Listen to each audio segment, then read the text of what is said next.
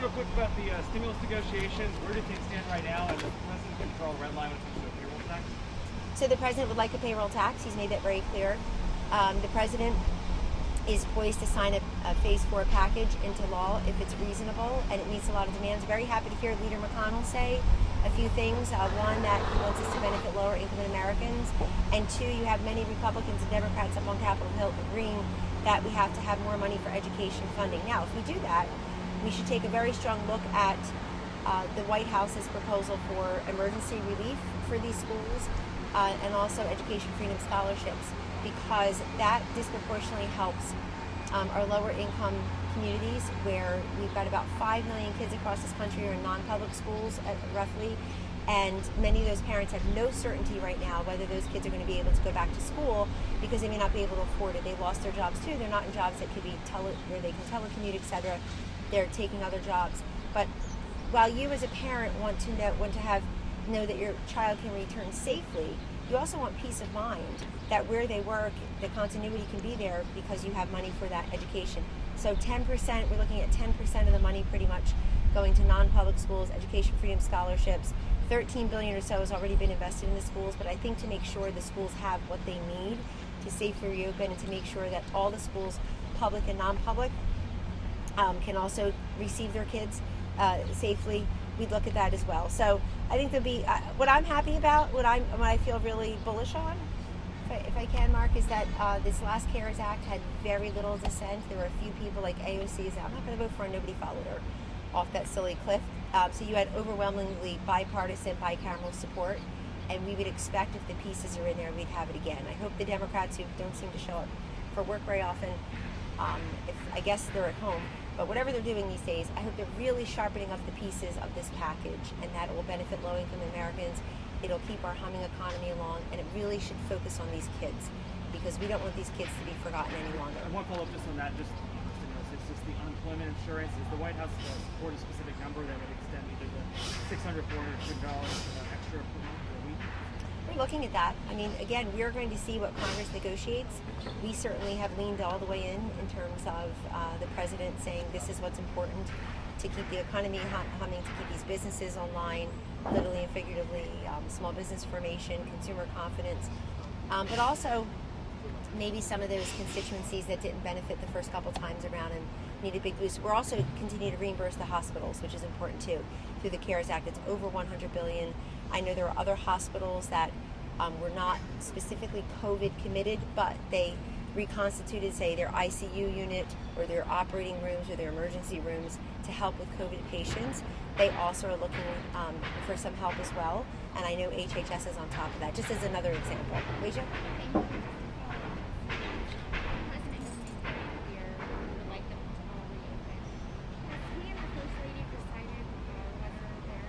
Oh, that's a personal decision. I don't know what Barron School has decided, and I certainly don't know what the first couple has decided with respect to their teenage son, who I believe is entering high school this year.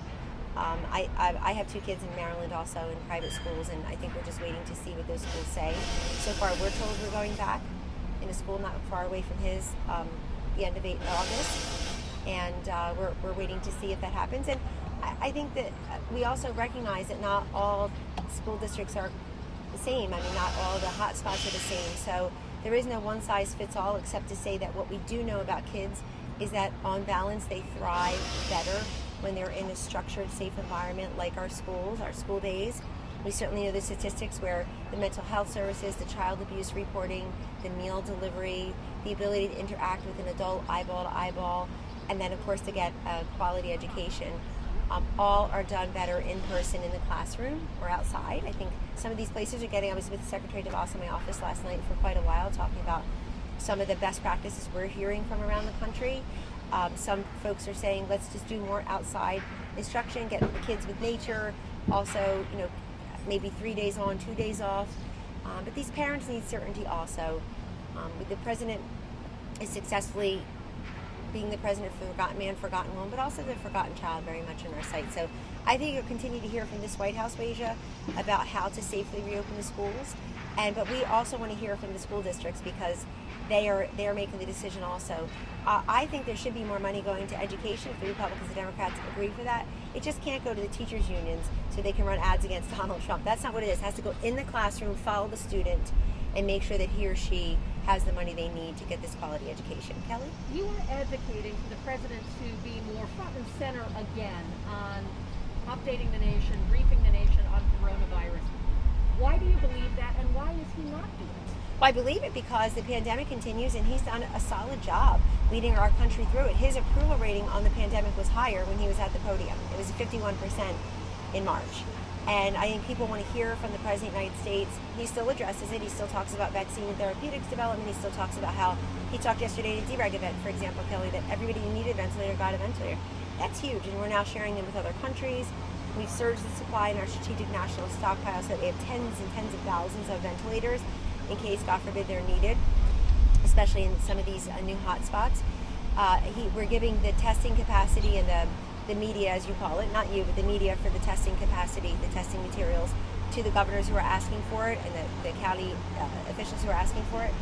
We've surged so many supplies, literally tens and tons, hundreds of millions of PPE and masks and N95 respirators and the like. So I just think that the people want to hear from the President of the United States. It doesn't have to be daily, doesn't have to be for 2 hours, but in my view, it has to be.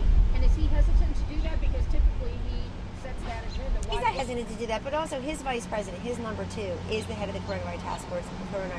It is out there briefing. They've been at HHS, they've been at the Department of Education. They were up there for hours on end, and they included the scientists and the doctors and the other members of the task force, like Secretary Carson, Secretary of Labor Scalia, Secretary Mnuchin has been available. So those are also working on the economic pieces as well.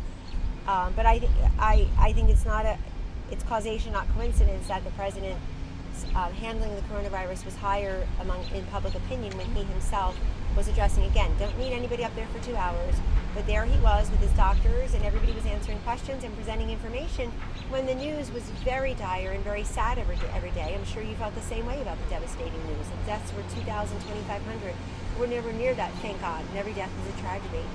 But having the president, when he's asked that question, he answers it readily when he gets asked about it. But and he's doing an interview with Fox News Channel's Chris Wallace for the Sunday show, I think for the full hour. So maybe he'll be asked about this and he'll answer it there too. Kellyanne, there's a new document out. It says essentially that 18 states are in the red zone. It apparently was written around the 14th of the month. And it was never published, according to the Center for Integrity, Center for Public Integrity. Why aren't documents like that publicly released? Is the White House afraid of information like that getting out? No, the White House is not afraid of information. I think we see the surge in cases and we know where the hot spots are. We've been very upfront about that. We published many documents. Obviously, the CDC and NIH also lead in that regard in terms of talking about vaccine development and the CDC guidelines, et cetera. They're still the government agency for infectious diseases, as is NIH-AID. So those two doctors, Fauci and Redfield, are out there. They answer questions when they're asked. I don't know about that particular document, and respectfully, the Center for Public Integrity is an outside organization that I'm sure doesn't support the president's reelection. They're going to say, we're not political. Good luck. And neither is Planned Parenthood, I'm sure. But, and a lot of your polling. But, meaning all of you. But I haven't seen, I don't know which document you're referring to. I only read about it, so I'd have to really take a look at that. But we release documents every day with respect to the coronavirus, and I'm not afraid of getting the information out there. I'm actually arguing that information is an elixir and information is power for the citizenry, and I think they should have more of it. If it's factual and it's evidence, and I don't know that document is. I don't know if that went through staff secretary or legal review or health review. So I'd really have to take a look at that and talk to the doctors. I haven't talked to them yesterday or today, any of them. Jordan? Kellyanne, the Vice President said last week One more time? The Vice President said last week there would be this updated guidance for schools reopening. Are we still expecting to see that this week? And if not, why is there a delay? It could be this week or early next week, and I have to know that firsthand. So it'd be this week or early next week, along with additional White House events with respect to, or activities, engagements with respect to how to safely reopen schools. Okay, and when's the last time the President went to one of these coronavirus task force briefings? He was there with the governors not too long ago. I remember sitting in there. But remember, the head of the task force is the vice president, who, like the president, is on the ballot, is constitutionally elected. I mean, he chose his number 2 to head up the whole thing because he takes it so seriously. That's also why he banned travel from China, even though Joe Biden was calling it xenophobic and unnecessary, as were many others, frankly, when you're networking elsewhere. And that really saved a lot of lives. It's too bad that New York and California, places like that, stayed open too long, because that sort of mitigated, especially New York City, where the mayor was, working out and taking the subway and giving restaurant and theater advice, which is so weird in early March. He's a weird guy doing terrible things, for the city where all 4 of my children were born, which we called home for a while, so that's sad. But anyway, one thing I would say, Jordan, if you could just get your pollsters who were dead wrong in 2016 to stop surveying only 24% Republicans. This country is not made up of likely voters that are 24% Republicans, so if you skew the sample that way, you're going to get the skewed results you got in 2016 when your poll in late October 2016 showed Hillary 50, Trump 38. I actually was at ABC News the next day with Jason Miller and with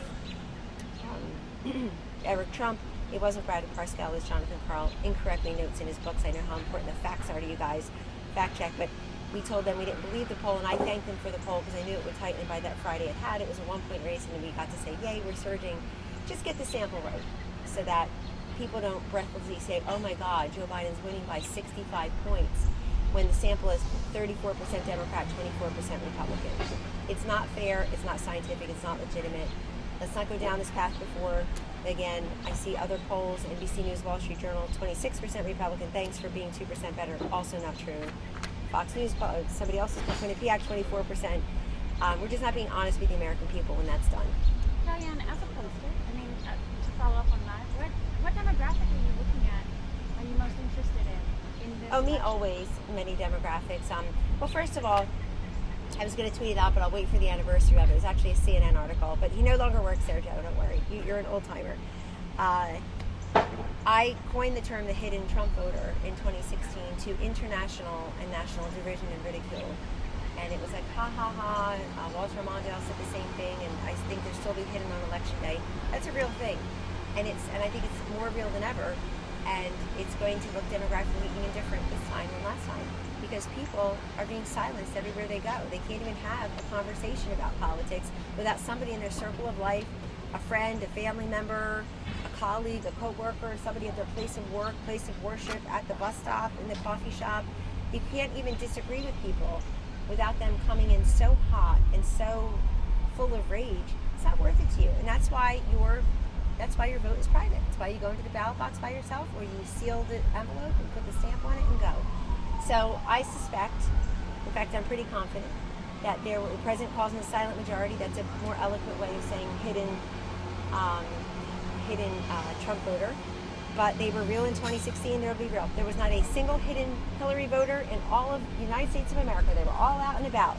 And the deplorables and irredeemables, as she called tens of millions of Americans, made sure that their voice, you're welcome to go, their voice was heard, and that their vote counted, and they'll be there again.